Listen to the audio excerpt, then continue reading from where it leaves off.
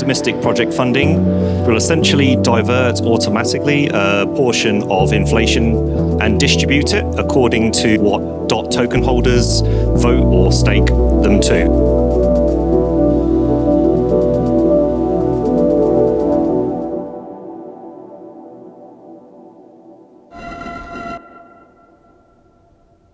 It was more like a hobby initially. So, I had a bit of money available, wanted to do some investments and things. So started, investing in UK stocks, found a thing called a Bitcoin miner, and was like, what do you mean? Where do you mine? What are you mining? I don't understand. So sort of started diving down this rabbit hole of Bitcoin and cryptocurrencies. And then I found another UK listed stock, KR1, and they invested in all these different things. And one of those things was DOT. And so sort of started, all these other things that they'd invested in, started like researching into all of those, pulling together, what does that look like, who's doing what, and gradually just got deeper and deeper. Just originally found Hydration at the time was they are having their LBP, so there was sort of like a bit of noise going on around that.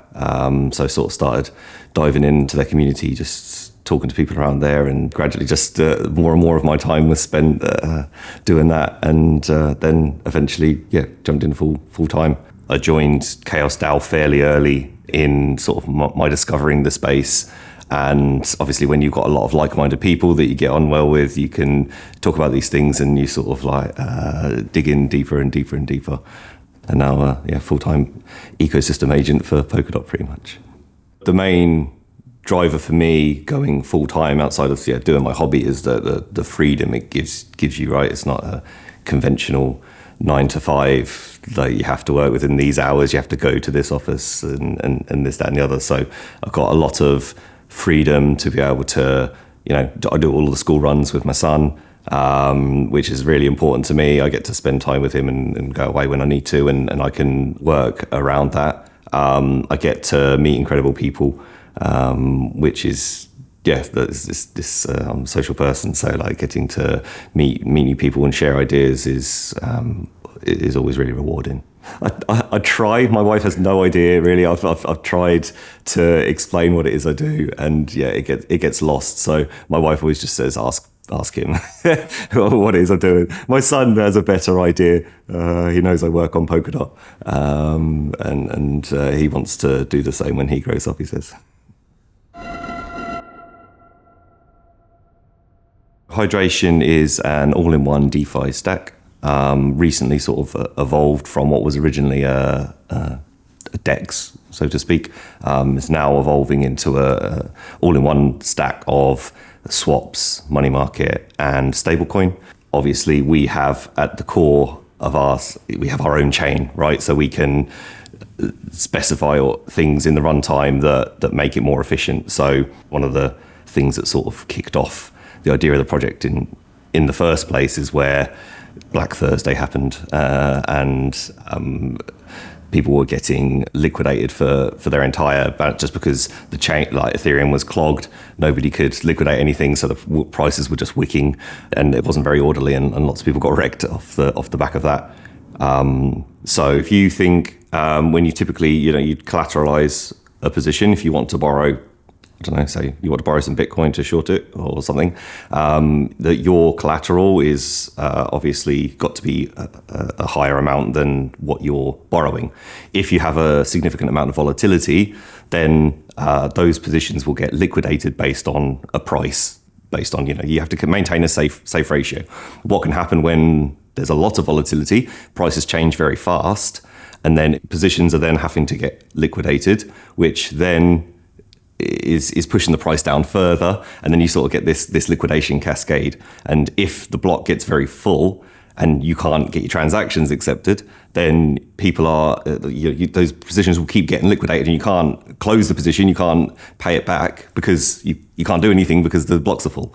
So being able to prioritize positions of certain transactions in a block is a superpower, because you can become more resistant to things like MEV, or in the case of volatility, if blocks are getting really full, you can say, right, well, these have to happen.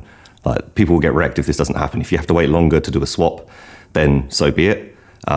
We need to make sure that users aren't going to get liquidated and lose all of their collateral because of some congestion on the chain. We have our Omnipool AMM, which is a reimagining of your conventional Uniswap style pools where you'd have, two assets and you'd pair them off against each other, and then you'd have lots of different pools doing that. So that's sort of been flipped on its head, and instead we have this one pool, Omnipool, where you provide assets single-sided, and then that asset is tradable against all other assets that are in the pool. So your conventional AMM has two sides. You'd have, say, DOT and HDX, and you'd have equal amounts of both. And the price of those two assets was based on, the ratio of those two. It's a much more capitally efficient way of like having swaps and having liquidity. But the problem is, when you are trading a lot of assets, you then have to fragment liquidity across all of those different pools. So if you wanted DOT to be tradable against several other assets, you'd have to have DOT with HDX, DOT with CFG, DOT with whatever other assets. So as you scale up more and more liquidity, that becomes more and more inefficient.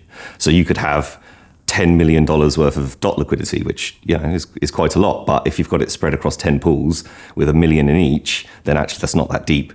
And if you want to make a trade between some of those assets that are not pooled together, then you have to hop between the pools. So the Omnipool is essentially all of them are in one pool. We have a hub token called H2O, which is minted and burned by the protocol when liquidity is added. So that's sort of the other side. And all trades are routed through this hub asset. So if you have $10 million worth of DOT in the Omnipool, then that is 10 million liquidity depth in the Omnipool that's tradable against all the other assets. So that very quickly becomes very efficient. So you can have the most traded assets, you can have really deep liquidity of, and then some smaller amounts of other assets, but they benefit from the increased liquidity of the bigger assets, which helps to bring down things like price impact overall. When users provide liquidity, they are then making their liquidity available for people to buy or sell into. So they're they're essentially a market maker, AMM, automated market maker. So these guys, whenever anybody makes a trade, there's a certain amount that is charged as a fee, and they can collect these fees. Now, one of the benefits of Omnipool is that you provide asset single-sided. So typically when you're providing liquidity, you have to get both sides. Normally when somebody they have an amount of an asset and that's what they want to provide. So often then people are having to swap half of it for another asset that perhaps they want less of in order to provide liquidity. So Omnipool allows you to just provide a single asset, and you can of course earn fees off of the back of that. We're now shortly releasing the money market. So more and more protocols are moving towards this sort of vertically integrated stack. We are not a general purpose chain. We are a DEX-specific app chain, but we needed some functionality. We wanted to entice users in who currently just use MetaMask on Ethereum. So we wanted an EVM environment. So we just added it. So we're now a hybrid chain, and we were able, because we build on Polkadot, to just add it, just add a new language, and it's fine.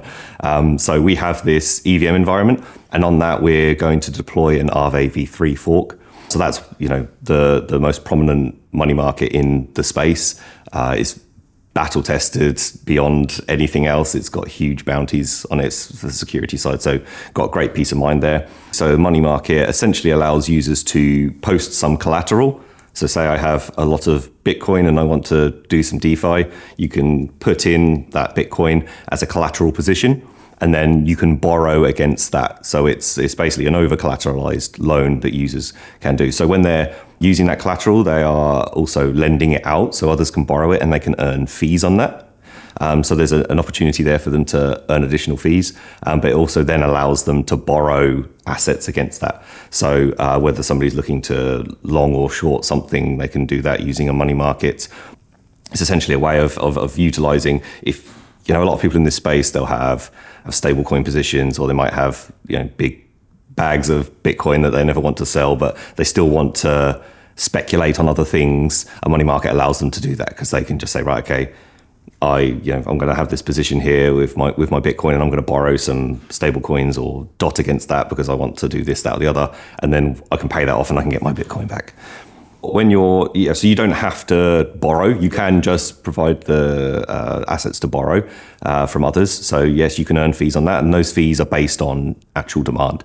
So it could be that it's an asset nobody wants to borrow, in which case the fees will be zero because nobody's paying any fees for that. But those fees are determined by a curve based on the utilization amount. So if you've got only 10% of an asset being borrowed, then the fees will be very, very low.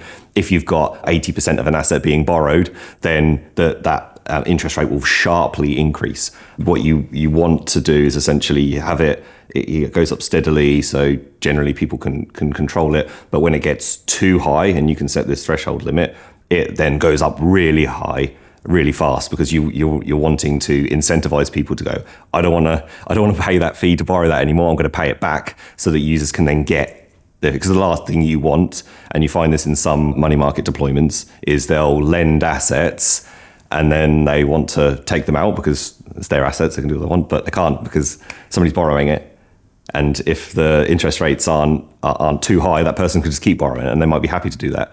But it then means that person can't get their funds out. So that's why you have these sort of dynamic interest rates in order to encourage people to maybe you want to pay back that so this guy can get his out. We've got our DCA trades. So this allows you to break down bigger trades into many, many small trades and that just execute over time. There's actually two parts to that feature. We've got one which is called spread your trade, which essentially is that's just in the normal swap window. So if it's a bigger amount over a certain amount of price impact, then essentially it will just break it down over an hour, for example. And then the idea is that if it's a super liquid asset like DOT, then arbitrageurs will come in between your trades and set the price back. So rather than you doing it in one hit and you move the price by 5% and you suffer as a result, you're doing lots of little trades that might only have 0.1% impact. And then the arbitrageurs are filling and setting that price back in between those trades. The DCA side of it is essentially you can choose how often you want to make a trade over what sort of time. So you could, for example, it's a common strategy. Somebody wants to accumulate Bitcoin. They might want to do it over many months so they can get a nice average price over time. So that might spread it out and it might make a daily trade, for example, over a few months. So essentially you just say, I want to buy Bitcoin with USDT over 6 months, and you set it and you forget it and it'll just execute over whatever interval that it said.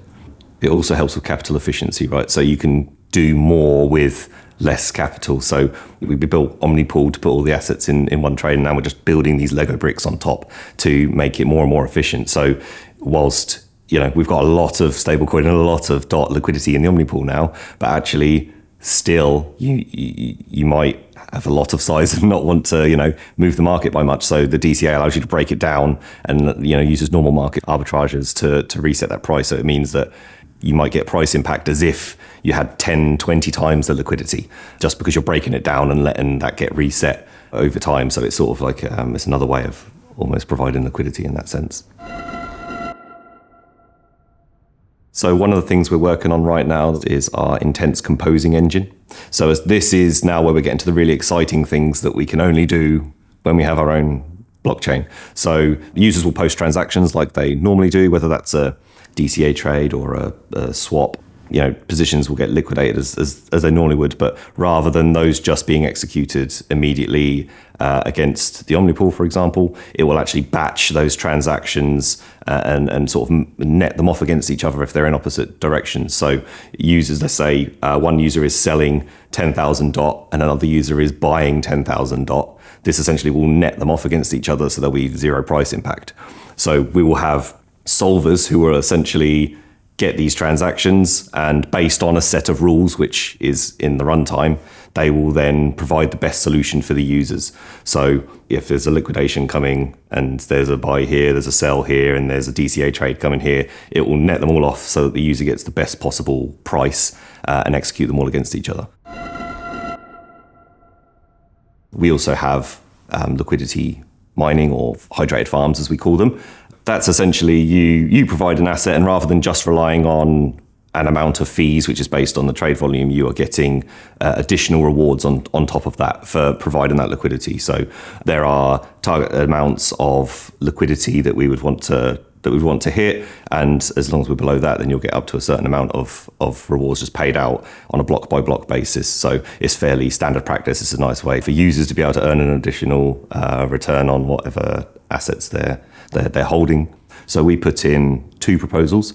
One of those is for the Polkadot Treasury to supply 1 million DOT as liquidity to the Omnipool, which it has. So the Polkadot Treasury itself is an LP in Hydration Omnipool, which is really cool because it's self-custodial. There's no middlemen or anything like that. Like the Polkadot Treasury can withdraw the liquidity itself. We don't own that. It's just that's been provided there. The other proposal we put through is for 1 million DOT in liquidity incentives to be distributed over the span of a year.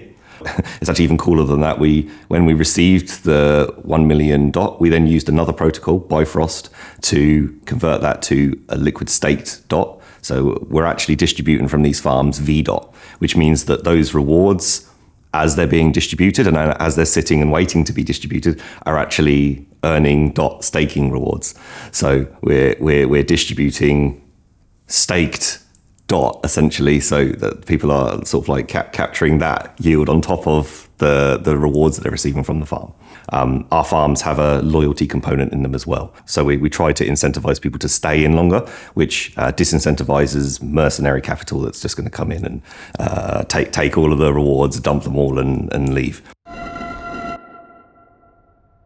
So when you're providing liquidity, you're essentially allowing that to be bought at whatever price the market determines, right? So it could be if an asset moved in price a lot, let's say goes up a lot, then people are buying that, and that's how the price is determined, right? There's less of it in the pool versus the other assets, so it's more expensive in comparison. So you could then suffer from a thing called impermanent loss, which essentially is because there's less of the asset that you provided to be able to take out. So when you withdraw your liquidity, say you gave 100 DOT and there's only 90 DOT left in the pool, like you can't take out 100 DOT, right? Normally when users suffer impermanent loss, it's kind of hidden because they've lost a lot of one asset and maybe have gained a lot of another one. But if you don't want that other asset, then that's not so helpful for you. The protocol does actually, if you suffer impermanent loss outside of what you would normally experience in, say, a Uniswap pool, then the protocol will actually give you a portion of this H2O asset to sort of partially compensate that. So we have worked quite closely with several projects. That is one of the key benefits of Polkadot, right? So one of our strongest partners is Moonbeam. We use them to bring all our liquidity from Ethereum. So they have this product called Moonbeam Routed Liquidity, which essentially uses Wormhole with a bunch of smart contracts to automatically route, so that we don't have to, set up a bridge ourselves. The user can come into our UI and just go directly from Ethereum to Hydration in a single click. And in the background, it actually sends it to Moonbeam, and then it gets routed via XCM from Moonbeam to Hydration. We also work with Bifrost a lot. We've got some of our protocol-owned liquidity is in VDOT. So essentially sort of earning staked rewards over time. It also forms the foundation of one of our products, Yield DCA. So essentially, while you're staking DOT, you're earning 10, 15%, whatever it is. Different people like to do things with that yield. The Yield DCA allows you to swap that over time for another asset. So, let's say over the course of a year they'd earn 1,000 DOT, then over the course of that year it would trade 1,000 DOT for, I don't know, stable coins if they wanted to off-ramp, or maybe they want to speculate on another asset. So that's quite a cool strategy that we've built with the Bifrost guys. And then we've got connections with many other parachains. We obviously have, I think we're up to 9 or 10, maybe even more ecosystem assets. So sort of functioning almost like a hub for the ecosystem with those assets flowing through.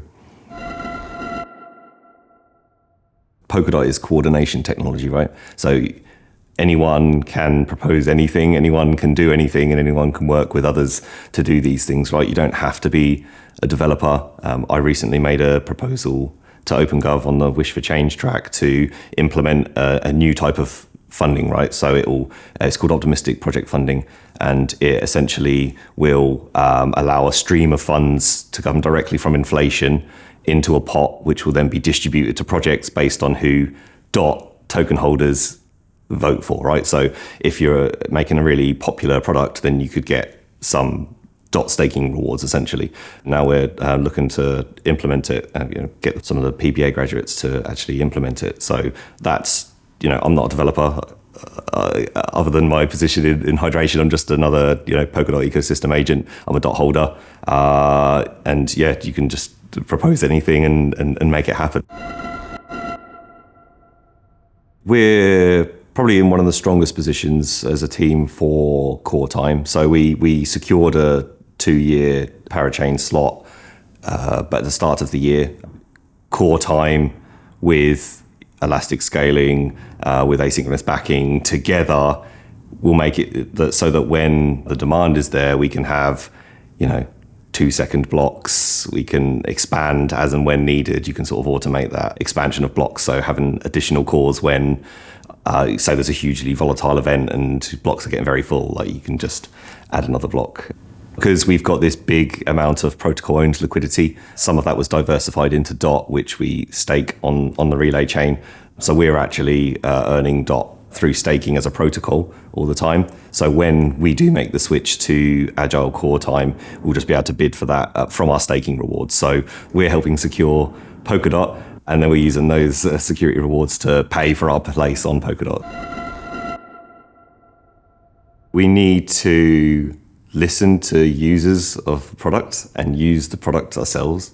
So we take pride in the fact that we're all users of hydration, and we engage regularly with our users to find out what is important to them, what are the friction points, and how can we ease those. So we'll often in our internal team chats, suddenly dump an idea, or we'll see something that somebody else has done that we thought was really smooth, and then we'll have like weekly UI design calls or whatever, and think about how could we do this? How could we implement this? And then, we all get involved while it's being built in the testing and checking of it. But we're our own harshest critics, and if something doesn't go right, screenshot, paste it, what's going on here? How could this be easier? So everything we do is, constant iterative process of how can that be made into a single click? How can that become more obvious? How can that become more seamless? So things like removing the need for a specific asset for transaction fees, removing the need to get a new Polkadot wallet when you've already got MetaMask if you're a wider user, building SDK in a way that they can use our platform without even realizing it. So our swaps are built into Nova Wallet. All of these things are just designed to give a service to the user in as simple and frictionless way as possible. Because we were building everything from scratch, Polkadot was just perhaps slow to the game, but it's made the right decisions.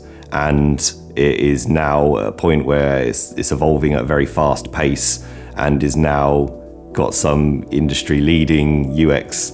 Polkadot is truly scalable, so we know we're building in the right place, and it's very flexible, which means we can tweak things and change things and design it in a way that it's the best product rather than just sort of having to make do with the environment that we're in.